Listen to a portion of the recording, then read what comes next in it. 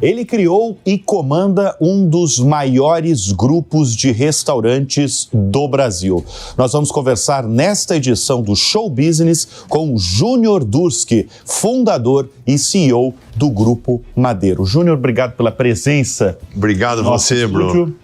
Obrigado a você, é uma satisfação e um orgulho estar no teu programa. Imagina, orgulho pra gente. Júnior Durski, como o aumento de custos, especialmente da carne bovina, tem afetado o negócio do Madeiro?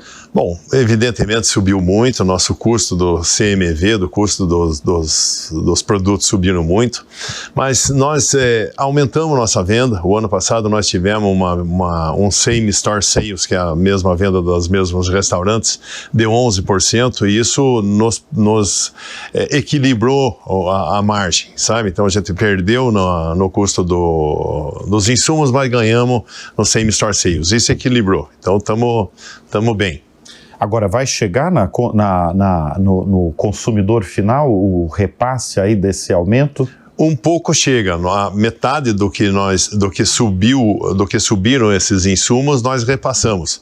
Nós tivemos outras altas importantes. O imposto do ICMS aqui em São Paulo, que é a metade da nossa venda, subiu, 25% no começo do ano. O combustível subiu, então tem mais insumos que subiram. E a metade disso a gente repassou para o cliente, porque não tem como detonar a margem, né?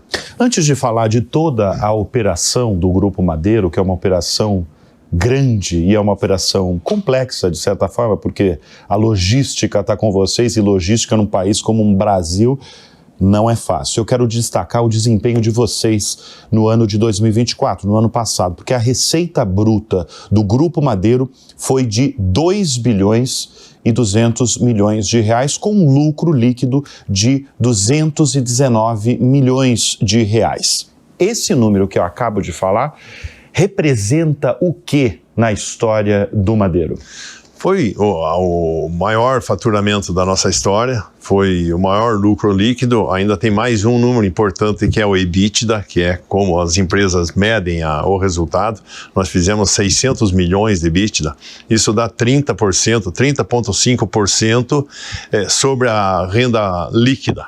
Então, é um número muito especial, muito acima da média do setor. Né? Foi um ano excepcional o ano passado, nós trabalhamos muito e eu acho que a gente compensou as altas que nós tivemos nos custos e toda a dificuldade de trabalhar no Brasil com impostos. E quando alguém quer melhorar o desempenho financeiro de um estado, aumenta o imposto. O Brasil continua assim.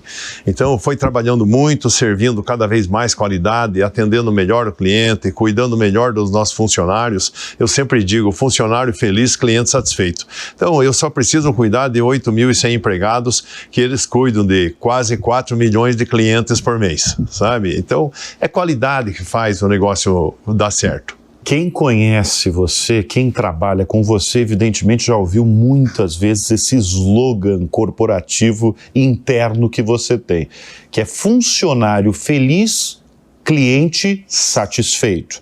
Como deixar um funcionário feliz? Bom, primeiro,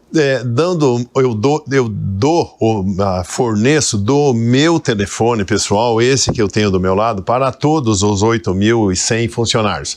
Tanto quanto, Bruno, o meu telefone está na contracapa do restaurante Madeiro Steakhouse, tem o número do meu telefone. Se entrar no Google e colocar chefe Júnior Durski, divulga o telefone celular, dá o meu telefone, esse que nós falamos que você... Mas você está falando em rede nacional, isso? Exatamente. Exatamente. O seu telefone, tu não vai parar de tocar agora. Não. Agora é sempre, na verdade, porque está no cardápio. Eu nem sabia que estava no cardápio. Eu sempre divulguei. E eu acho que isso nada mais é do que a minha obrigação e respeito com o meu cliente. Se ele for no restaurante e não estiver bom, ele vai me ligar e quer saber mais. O cliente é tão educado e tão respeitoso que ele vai mandar uma mensagem para não me incomodar. Manda uma mensagem, eu vou resolver. Se eu estiver jantando, eu vou parar um pouquinho, vou mandar para o meu diretor de qualidades e vamos resolver lá, porque faltou uma batata frita no delivery.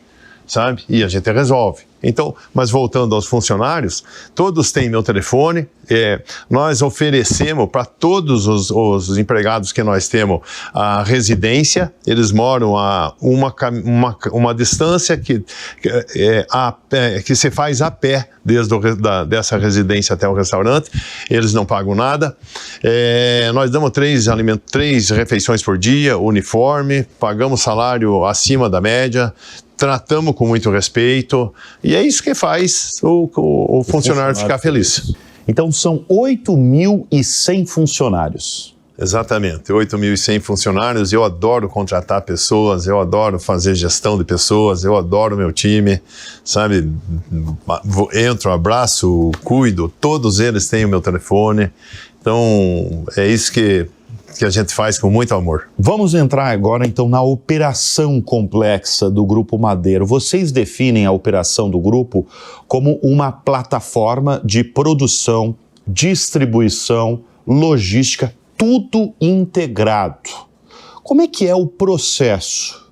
Desde da produção, né, da produção dos alimentos, que são orgânicos, não sei se todos ou a maior parte, até chegar nas lojas. Veja bem, além disso, nós somos dono das marcas, fomos nós que inventamos os restaurantes, fundamos os restaurantes, somos donos das marcas, nós operamos os restaurantes, nós temos 280 restaurantes próprios, nós não temos franquia, então isso te dificulta mais a operação.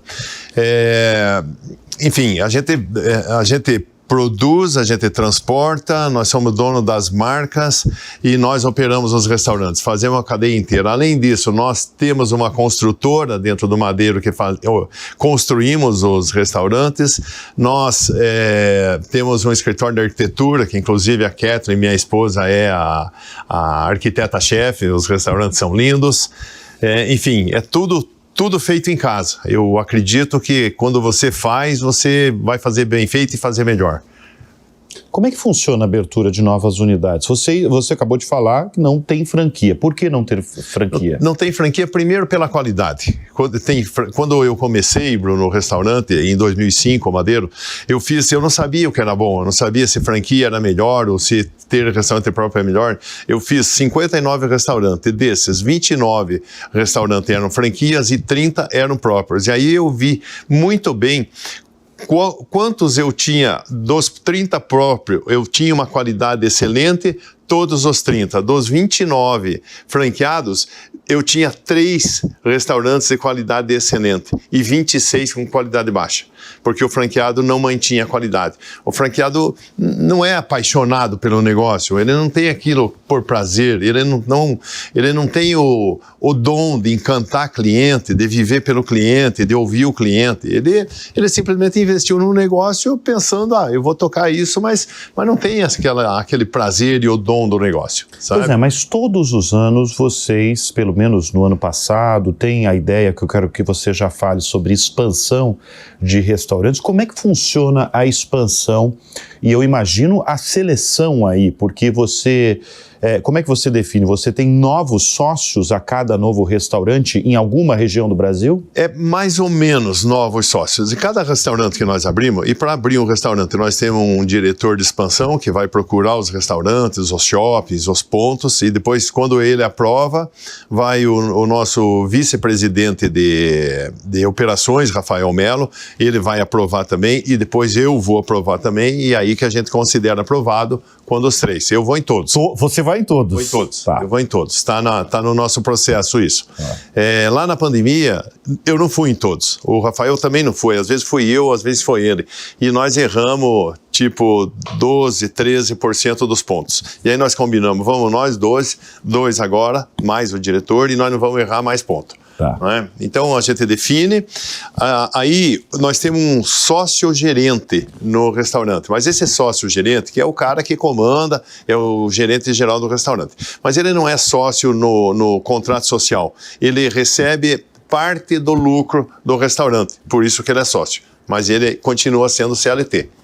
O que determina, por exemplo, você com a palavra final, quando você chega num lugar e fala assim, aqui vai ter um restaurante do meu grupo, ou aqui não entrará uma marca do meu grupo? Veja bem, ninguém tem bola de cristal. Então, como é que a gente faz? Nós vamos num shopping e daí nós vamos ver se aquele shopping é bom. Primeiro, você tem o feeling. Você vai ver se tem movimento, se as pessoas estão comprando, se quem está no shopping lá tem uma sacolinha na mão. Que às vezes você fica observando, então. Você entra no shopping para observar mesmo. Observando. Tem shopping que tem muita gente, mas vendem muito pouco, porque as pessoas vão passear. Então tem que ter sacola na mão. Esse é um dos pontos. Depois a gente vê os restaurantes. Tem lá vários restaurantes no restaurante, vários restaurantes nesse shopping, e a gente conta, a gente põe uma pessoa no shopping que ele fica uma semana inteira contando quantas pessoas entraram naquele restaurante, quantas entraram naquele restaurante. Então, com isso, a gente sabe quantas pessoas eles atendem no mês, vamos lá, comemos no restaurante, sabemos quanto é o ticket médio do restaurante e calculamos a venda dele. Então, aí nós sabemos vender bem, nós podemos ir ou não. Vocês tiveram a entrada no Nordeste, foi quando? Nós entramos, tem uns 10 anos que nós entramos no Nordeste. Vocês estão em todas as regiões do Brasil? Não em todas, não em todas. A gente foi para Bahia, para o Ceará, para Pernambuco, nós estamos em Aracaju, vamos fazer esse ano em Maceió, em Alagoas, mas não temos em todos. Temos em Belém, daí no Norte, temos em Palmas, no Centro-Oeste, mas nós paramos de fazer a expansão do Nordeste, que é muito bom para vender, a gente gosta muito do Nordeste, mas o imposto lá é mais caro do que no Sudoeste do Brasil e no Sul do Brasil. A gente perde 6 pontos percentuais para ir para o Nordeste. A gente está falando aí de expansão pelo Brasil, dessa operação complexa do Grupo Madeiro, do ano de 2024, que foi um ano extraordinário aí para vocês. Espetacular. Né? Espetacular, para usar as palavras do Júnior Durski. Mas vocês chegaram a ter uma dívida bruta que chegou a rondar ali R$1 bilhão. E faz pouco tempo, em 2022, evidentemente, porque o setor de vocês foi amplamente afetado pela pandemia. Como é que vocês conseguiram, como é que lidar num setor, Júnior, que uma hora vocês estão num ano espetacular e há 3 anos vocês estavam aí numa situação de dívidas quase bilionárias? Veja bem, Bruno, a gente vinha numa situação muito boa antes da pandemia e a pandemia realmente prejudicou muito o nosso negócio. Todo o setor da alimentação e muitos outros setores foram muito afetados na pandemia. Com isso, nós acreditamos que a pandemia não duraria, que seria alguma coisa de 2 meses, 3 meses, e nós mantivemos a nossa expansão. Durante a pandemia, nós fizemos 102 restaurantes, durante a pandemia. Sim, em 2021. Isso, de 20, 21 e 22, que ali ainda tinha, né, teve lá Omicron e tal, e aquilo foi se alongando. Com o apoio dos bancos, a gente foi endividando um pouquinho mais e pegando mais dinheiro emprestado e fazendo restaurantes e aproveitando o bom momento que era aquela época, porque tinha fechado muitos negócios dentro dos shoppings, por exemplo, tinha muitos pontos bons disponíveis e nós aproveitamos e fizemos uma expansão. E a pandemia não acabava. Então, se nós chegamos e esse é o mais importante, a nossa relação dívida e EBITDA chegou a 7 vezes, nesse momento chegou a 7 vezes. Isso quer dizer, para nós pagar a nossa dívida, nós precisava do EBITDA de 7 anos da companhia. E a gente, aí quando vimos que estava nessa situação, resolvemos, vamos parar, vamos acertar o financeiro agora, e nós diminuímos muito a expansão, fizemos muito pouco restaurante em 24, 20 e 23, muito pouco, e trabalhamos muito e focamos na operação e no resultado. E aí nós fechamos o ano passado na relação dívida EBITDA com 0,9 vezes dívida EBITDA, que é uma situação absolutamente saudável. Os bancos consideram até 3 vezes é muito bom. O nosso é 0,9. Agora, você está falando do ano de 2024 e 2025. Como é que começou o ano de 2025 em primeiro lugar? Bom, começou espetacularmente bem de novo, porque quando a gente sai de um ano muito bom, a tua saída é muito boa, você sai muito bem. Uma arrancada. A arrancada é muito forte, Sim. sabe? Então, e tanto quanto nós acreditamos que se nós trabalhasse mais, se nós se dedicasse mais, se nós melhorasse mais ainda a nossa qualidade, atendesse melhor o cliente, cuidasse melhor dos nossos funcionários, nós ia vender mais e aconteceu. Nosso same store sales foi de 11% ano passado, quando a média do setor não passou de 3 ou 4. O nosso foi 11. Então, nós saímos com esse arranque. Então, o primeiro trimestre, janeiro e fevereiro, nós fomos muito bem, tanto na venda quanto no resultado, e vamos ter um ano muito bom. Em relação